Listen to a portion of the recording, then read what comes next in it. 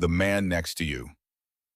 Original stories of ordinary people in extraordinary hours, the ones history forgets to name. Season 2, The Long Road Down. Episode 3, The Cold Ones. The morphine froze, and that was the thing that taught Doc Vance what kind of war this was going to be. He'd reach for a syringe in the dark with a man screaming under his hands, and the little tube was a brick.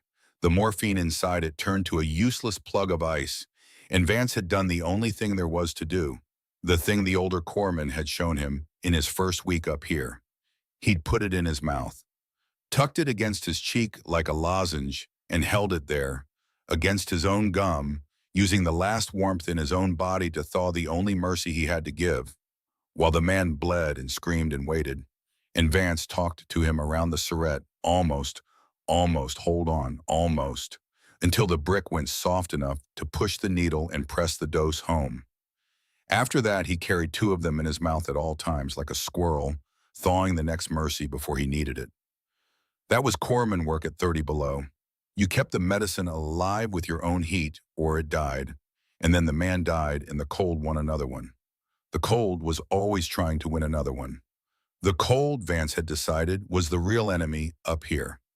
Patient, total, indifferent, killing his side and the other side with exactly the same hand. Doc, a shape lurching toward the aid station out of the blue dark. Doc, we got Pulaski, his feet. He can't. Vance knew Pulaski. Everyone knew Pulaski. You could hear him coming, the steady creak of complaint that meant a man was still in the fight. He wasn't complaining now, and that silence was the worst sound in the world. They got him down by the half-frozen warming tent, and Vance went at the boots, and this was its own special hell, because you could not just yank a boot off a frostbitten foot. The foot might come with it. He cut the laces and worked it free, slow, talking the whole time, and got the sock off, and looked at the toes in the light of a shielded lamp, and his face did not change, because he had trained his face for years not to change, because a man reads his fate in your face before he reads it anywhere else. "Stan," Vance said, "you been wiggling these like Hennessy told you?" "Couldn't feel 'em to wiggle 'em, Doc." Pulaski's voice was a ghost of the usual racket. "That bad?" "They're not good, but they're not gone. White, not black. You hear me? Not black." Vance got the foot against his own belly, under his parka, against the bare warm skin of his own stomach, and Pulaski hissed as the blood tried to come back. "We're gonna warm 'em slow. Slow's the only way that saves toes. And you are not gonna take that boot off again till we get you somewhere warm, you understand, because a frozen foot you can walk out on, but you thaw it and refreeze it, and you lose it for sure.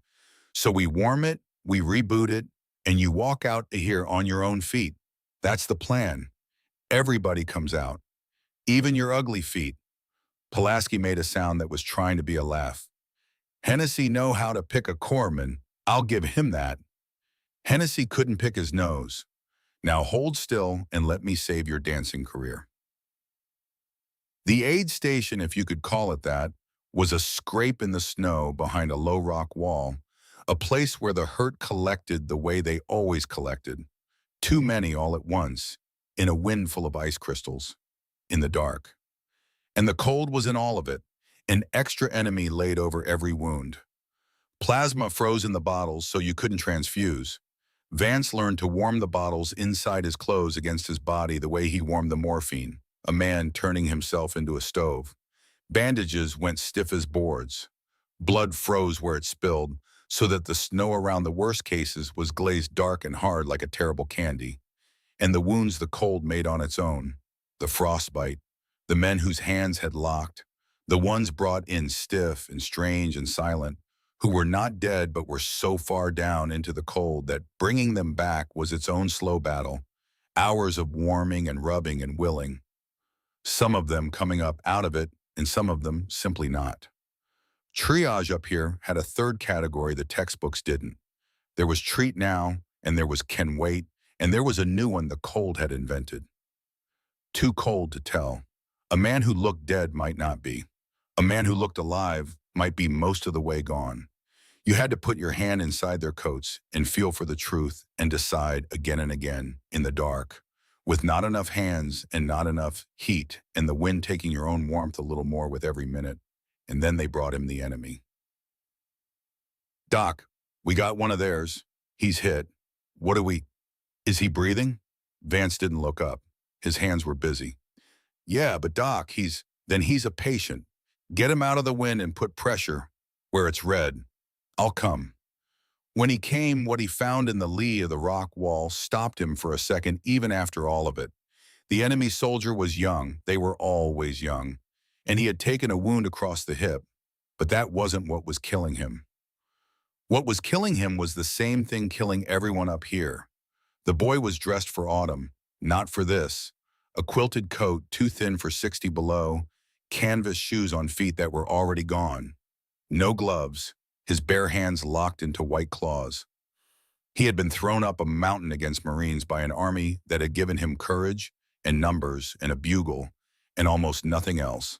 Not boots, not gloves, not a way to survive the very cold he'd been ordered to attack through. He was shaking in great slow waves, past shivering, into the deep stillness that comes after, and his eyes, when they found Vance, were not afraid. They were past afraid. They had the patience Vance had seen in the Too Cold to Tell, the patience of someone who has stopped expecting to be warm again. He said something through cracked lips, very low. Vance didn't have the words. He didn't need them. The tone was the oldest one there is, the one under all the languages, and it wasn't "please don't hurt me." It was simpler and worse than that. It was, "I'm so cold." "Yeah," Vance said. "Yeah, I know, buddy, I know." And he knelt down and did the thing that he would never fully be able to explain to anyone who hadn't been up there, the thing that was either the smallest act of his life or the largest. He took the enemy boy's locked white hands and he put them inside his own parka, against his own bare chest, the way he'd warm a bottle of plasma, the way he'd warmed Pulaski's feet, using the heat of his own body, which he did not have enough of, which he needed for himself and for his own wounded, to thaw the hands of a man who an hour ago had been trying to kill his Marines. The boy's eyes filled, not with fear, with something Vance had no name for and would chase the name of for years. Something that looked like grief, as if being kept warm by the enemy in the middle of all that killing was a thing the heart wasn't built to survive. "Doc," a voice behind him, young, careful, PFC coolie, sent down with a message, frozen in place at the sight of it. The corpsman and the enemy boy, the American chest warming the enemy's hands. The same rearranging Vance had seen on 100 young faces up here, the world being quietly rebuilt behind the eyes. "Doc, that's... An hour ago he was..." "I know what he was an hour ago," Vance said, not unkindly. "And in an hour the cold's not going to care what either of us was. It's killing him the same way it's trying to kill you. Hand me that blanket."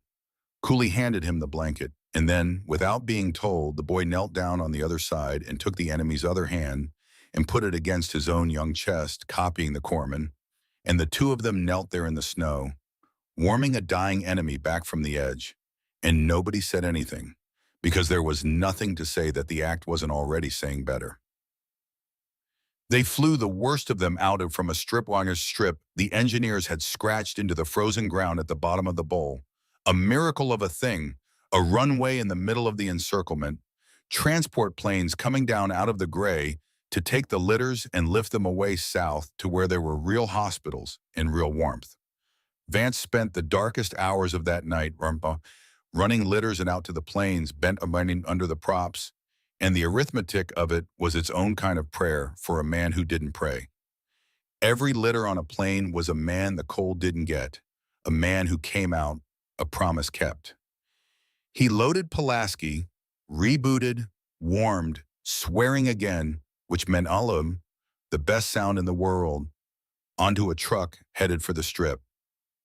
"You behave, Stan." "You too, Doc." "Hey," Pulaski caught his sleeve. "That kid, the other one, he gonna make it?" Vance looked back at the lee of the rock wall, where the enemy boy lay wrapped in the blanket, warmer now, breathing easier, his hands no longer white, going on to the same litter line as the Marines, bound for the same strip, the same planes, the same warmth, his blood the exact same color in the lamplight as everyone else's. "He's gonna make it," Vance said. "Same hour, same planes, everybody comes out." And then he turned back into the wind, because the night was young and the cold never slept. And somewhere out in the dark there was already another man, friend or enemy, it would not matter which, it never mattered which, beginning to go still, beginning to need a stranger to lend him his own heat. Vance checked the syrettes tucked against his cheek, thawing the next mercy with the last of his own warmth. He pulled his collar up. He went back out to the cold ones. That was the work. You turned yourself into a stove, and you gave your heat away, friend and enemy both, until the long road down took you all to the sea, or the cold took you first. And you did not stop giving it, because the cold wanted everyone. And the only thing in all that white that stood against it was the warmth of one body lent to another. He did the next thing. He took care of the man in front of him, whoever he was. You've been listening to The Man Next to You. These people are fictional. What they carried was not. If this story stayed with you, leave it where someone else might find it, and come back next week for the next one. Until then, take care of the man next to you.